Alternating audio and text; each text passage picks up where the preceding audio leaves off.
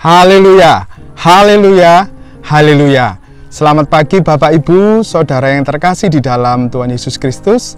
Selamat bertemu kembali di Sarapan Pagi GPDI Situbondo.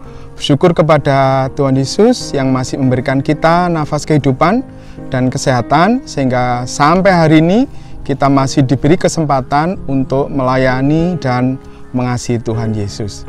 Bapak Ibu Saudara, sebelum kita memulai hari kita hari ini, mari kita buka firman kita, buka Alkitab kita masing-masing untuk menjadi bekal kita sepanjang hari ini dan hari-hari selanjutnya.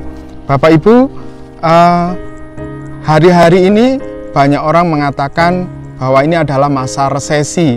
Kalau kita tinjau dari katanya, resesi itu di Kamus Besar Bahasa Indonesia Online itu artinya adalah kelesuan atau kemunduran atau menurunnya atau berkurangnya kegiatan dagang atau kegiatan industri.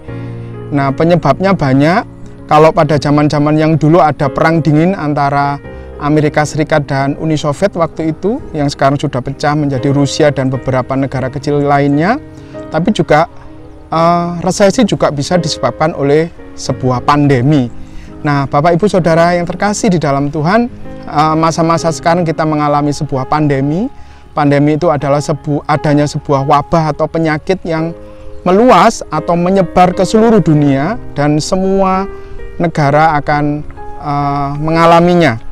Nah, indikator atau tanda-tanda sebuah negara itu dikatakan mengalami resesi adalah bahwa pertumbuhan ekonomi real itu bernilai negatif selama 2 kuartal. 2 kuartal itu, 1 kuartal itu 6 bulan. Jadi kalau 2 kuartal berarti dalam 1 tahun ini kita mengalami pertumbuhan yang negatif. Ini saya ambil dari bisnis.com tanggal 22 November 2020 yang mengatakan bahwa kuartal yang lalu kita mengalami pertumbuhan negatif 5,32% dan sekarang kita mengalami negatif 3,49%. Sehingga secara keilmuan maka sebenarnya kita mengalami sebuah resesi. Bapak Ibu Saudara yang terkasih dalam Tuhan, kalau kita bicara tentang resesi dan kita membuka Alkitab kita, sebenarnya tidak ada kata resesi di dalam Alkitab. Tetapi kalau kita baca di dalam Alkitab ada masa-masa sulit di situ. Dan kita akhirnya merujuk pada satu kata, yaitu kelaparan. Bapak Ibu Saudara, kalau kita tinjau dari istilah kelaparan atau kata kelaparan itu banyak sekali. Salah satunya saya akan baca dari Kejadian 12 ayat yang ke-10. Kejadian 12 ayat yang ke-10 di situ mengatakan, ketika kelaparan timbul di negeri itu, pergilah Abram ke Mesir untuk tinggal di situ sebagai orang asing, sebab hebat kelaparan di negeri itu. Bapak Ibu Saudara yang terkasih di dalam Tuhan, kelaparan itu adalah sebuah fenomena, sebuah kenyataan yang menunjukkan bahwa pada masa itu sama sekali atau berkurang sekali yang namanya bahan pokok, yaitu bahan untuk makan. Dan ini ternyata menjadi hal yang serius, sehingga itu juga akan mengancam sebuah kehidupan.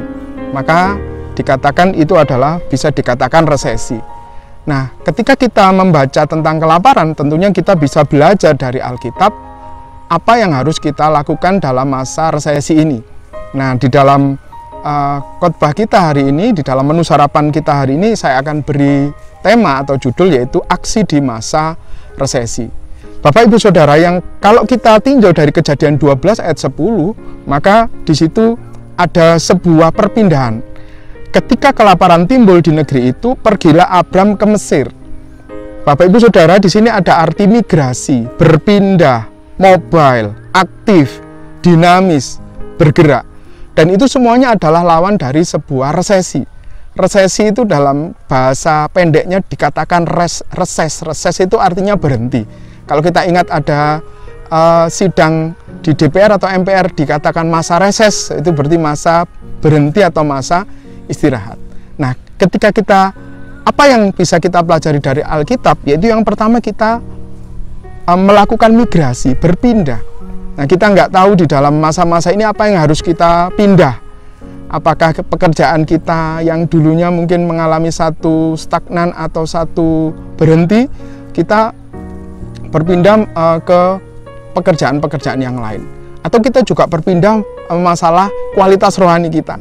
Nah, di dalam masa pandemi ini kita juga bisa berpindah dari kerohanian kita yang suam-suam kuku menjadi kerohanian yang menjadi lebih dinamis dan lebih mencari Tuhan.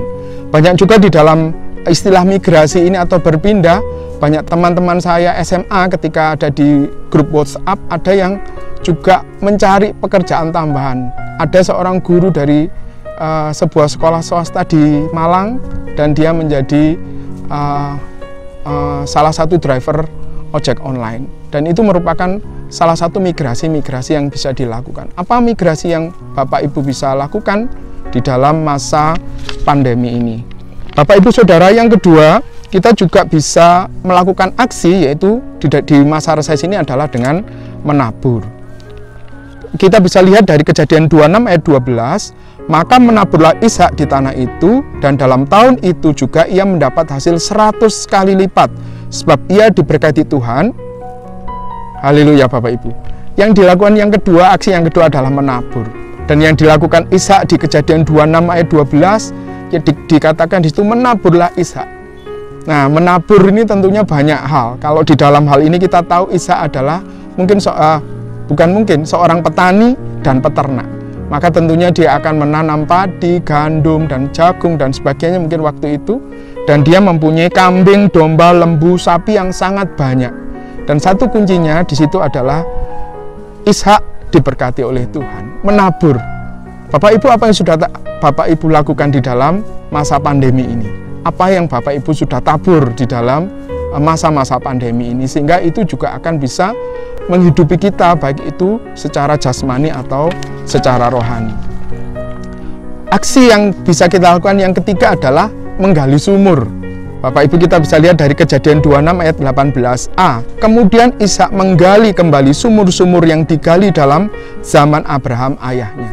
Bapak Ibu, menggali sumur ini bukan istilah harafiah kita harus menggali sumur, tapi arti dari menggali sumur ini juga bisa berarti bahwa kita mengikuti atau menuruti apa yang sudah dilakukan oleh pendahulu-pendahulu kita. Contoh, kalau Ishak ini adalah menggali sumur bapaknya, ayahnya, yaitu Abraham. Di dalam masa pandemi ini mungkin satu hal yang tidak bukan sesuatu hal yang memalukan. Misalnya kita melanjutkan usaha dari bapak kita, menggali kembali.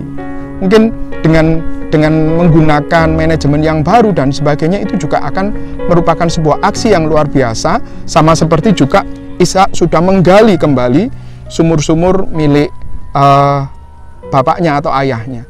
Saya lihat di dalam jemaat juga banyak sekali, saya suka sekali ketika ada anak-anak mereka yang pulang dan melanjutkan usaha-usaha dari bapaknya. Dan ini merupakan sebuah usaha yang luar biasa di dalam menggali sumur. Bapak Ibu, yang keempat, kita juga bisa melakukan aksi, yaitu dengan mempunyai hati yang damai. Kejadian 26 ayat 22, ia pindah dari situ dan menggali sumur yang lain lagi, tetapi tentang sumur ini mereka tidak bertengkar. Bapak Ibu, dalam usaha seperti sekarang ini, Ishak melakukan pertanian dan sebagainya, dia ternyata menjadi satu masalah. Kalau kita lihat di sawah-sawah seperti ini, rasanya pengairannya tidak terlalu bagus ya. Saya lihat tadi ada beberapa pompa berarti pada zaman ini juga ada pompa bor, ada sumur bor, dan nanti ditarik dengan atau disedot dengan menggunakan pompa air. Sama seperti Abraham, ada sumur-sumur yang di sawah mereka dan digali kembali oleh Ishak.